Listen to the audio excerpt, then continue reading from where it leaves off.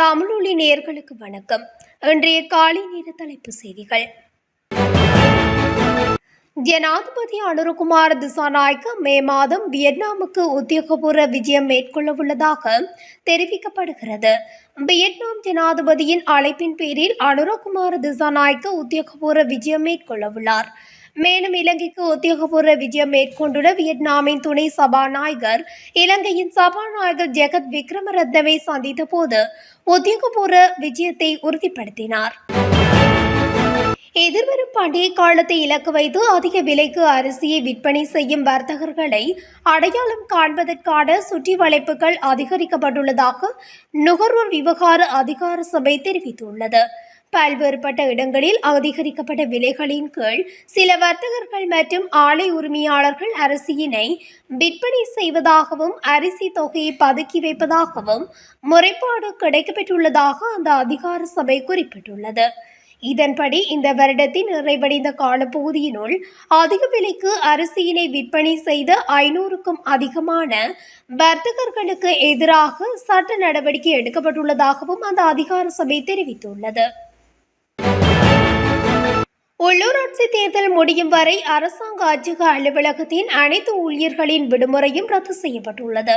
உள்ளாட்சி தேர்தலுக்கான அச்சிடும் பணிகளுக்காக அதிகாரிகள் 24 மணி நேரமும் விழிப்புடன் இருக்க வேண்டும் என இந்த முடிவு எடுக்கப்பட்டுள்ளதாக அரசாங்க அச்சக அலுவலக இயக்குனர் தெரிவித்துள்ளார்.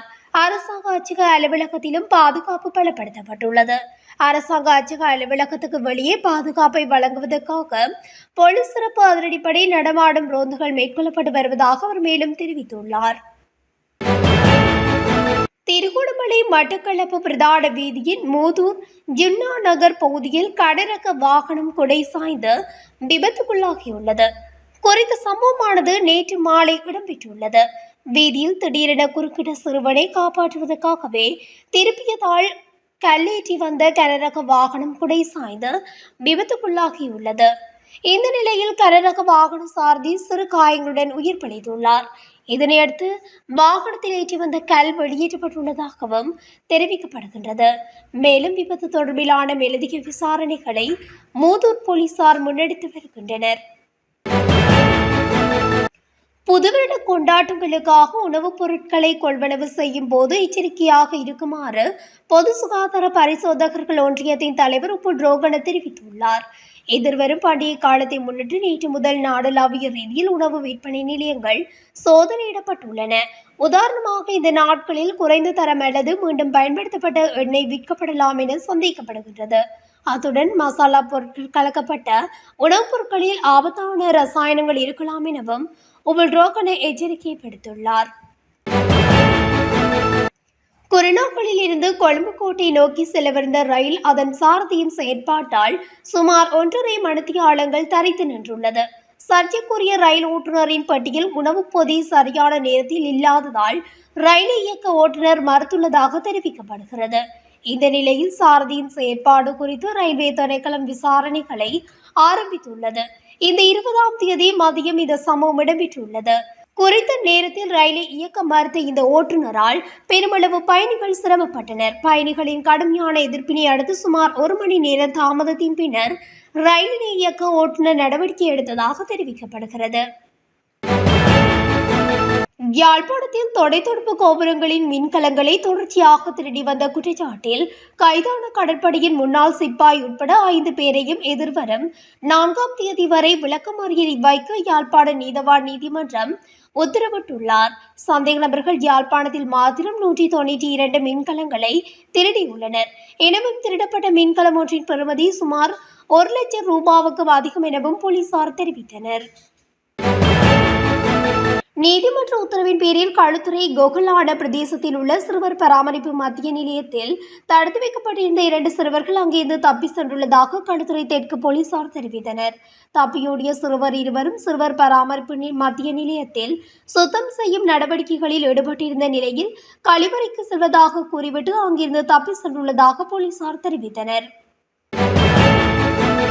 பத்தலை போலீஸ் பிரிவுக்குட்பட்ட அவரக்கொட்டுவ பிரதேசத்தில் ஆணொருவர் சடலமாக மீட்கப்பட்டுள்ளார். 45 வயது மதிக்கத்தக்க 5 அடி 7 அங்குலம் உயரமுடைய நபர் இவ்வாறு ஞாயிற்றுக்கிழமை சடலமாக மீட்கப்பட்டுள்ளார். சடலமாக மீட்கப்பட்டவர் தொடர்பில் இதுவரை எந்தவித தகவல்களும் கிடைக்கவில்லை என்றும் பத்தலை போலீசார் தெரிவித்தனர். முன்னாள் அமைச்சர் மேர்வின் சில்வா ஏப்ரல் 3ஆம் தேதி வரை விளக்கமறியலில் தொடர வேண்டும் என மாகாண நீதவான் நீதிமன்றம் உத்தரவிட்டுள்ளது. கிரிபத்கொட பகுதியில் உள்ள அரசு நிலம் ஒன்றை பொய்யான ஆவணங்கள் மூலம் விற்பனை செய்த குற்றச்சாட்டு தொடர்பாக குற்றப்புலனாய்வு பிரிவு அவரை பத்திரமுல்லை பலாவத்த பகுதியில் வைத்து அண்மையில் கைது செய்தது. இந்த வழக்கில் முன்னாள் அமைச்சர் மேர்வின் சில்வா மட்டுமில்லாது மேலும் 2 பேர் கைது செய்யப்பட்டுள்ளனர். இஸ்ரேலில் உள்ள இலங்கையர்களுக்கு அந்நாட்டில் உள்ள இலங்கை தூதரகம் எச்சரிக்கை ஒன்றை விடுத்துள்ளது. அதன்படி ஏதிலிகள் விசா வைத்திருக்கும் இலங்கையர்களுக்கு நாட்டில் வேலை செய்வதற்காக சட்டப்பூர்வ விசாக்களை வழங்குவதாக தெரிவித்து குழு ஒன்று பண மோசடியில் ஈடுபடுவதாக இஸ்ரேலில் உள்ள இலங்கை தூதரகம் தெரிவித்துள்ளது.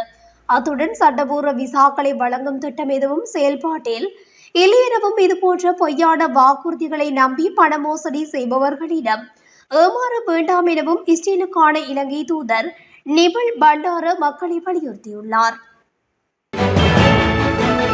மத்திய வங்கியால் தடை செய்யப்பட்ட முதலீட்டு முறைகளை அங்கீகரிப்பதாக ஏஐ தொழில்நுட்பத்தின் மூலம் தவறாக உருவாக்கப்பட்டு சமூக ஊடகங்களில் பரவி வரும் காணொலி தொடர்பில் காவல்துறையினர் விசாரணைகளை ஆரம்பித்துள்ளதாக தெரிவிக்கப்பட்டுள்ளது.